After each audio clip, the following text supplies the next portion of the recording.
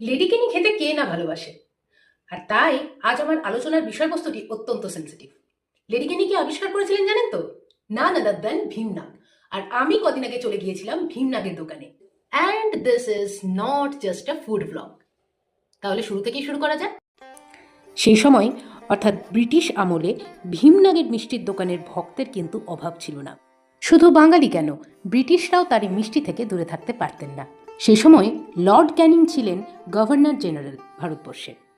তিনি ছিলেন ভারতের শেষ গভর্নর জেনারেল আর প্রথম ভাইসরয়। তার পত্নী ছিলেন লেডি শার্লট ক্যানিং।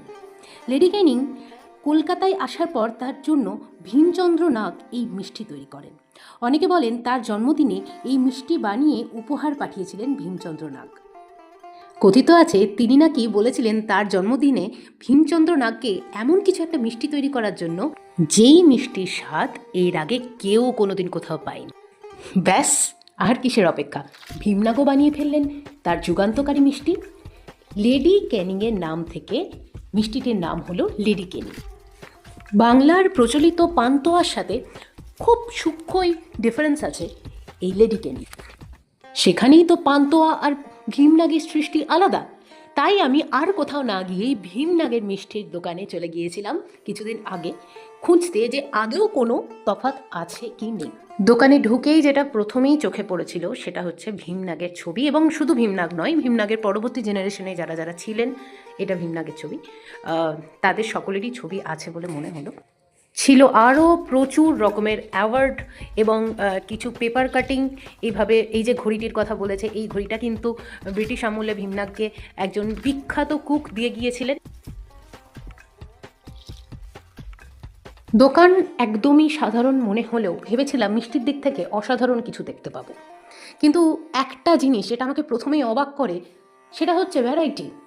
মিষ্টির মধ্যে সেরকম কোনো ভ্যারাইটি আমি দেখতে পেলাম না, যেটা আমি এক্সপেক্ট করেছিলাম ভীমনাগের দোকানে অনেক ভ্যারাইটি পাবো। নেক্সট যে জিনিসটা আমাকে আরও অবাক করে সেটা হচ্ছে প্রাইস। অন্যান্য ব্র্যান্ডের দোকানে নির্দিষ্ট একটা সাইজ মেনটেন করে সেই মতো প্রাইস দেওয়া হয়, কিন্তু ভীমনাগের দোকানে অত্যন্ত সাধারণ মিষ্টি, যা হয়তো অন্যান্য ব্র্যান্ডের দোকানে একদম সঠিক দামে বিক্রি হয়, সেটাই ওভার প্রাইসড হিসেবে বিক্রি করা হচ্ছে এবং মানুষজন সেটা কিনছেন। আমার প্রশ্ন এক জায়গাতেই, টেস্ট যতই ভালো হোক না কেন, কি এমন দামি ইনগ্রেডিয়েন্ট আপনারা ইউজ করছেন যার জন্য অন্যান্য ব্র্যান্ডের দোকানের থেকে আপনাদের ব্র্যান্ডের দোকানের মিষ্টির দাম এতটা বেশি? সকলে এই বিষয়ে আমার সাথে সহমত নাও হতে পারেন, কারণ এমন অনেক দোকান আছে যেখানে খুব সামান্য ভ্যারাইটির মিষ্টি পাওয়া যায়, কিন্তু এক একটা মিষ্টির স্বাদ অতুলনীয় হয়, যেমন আসানসোলের রঞ্জন কেবিন। কিন্তু সে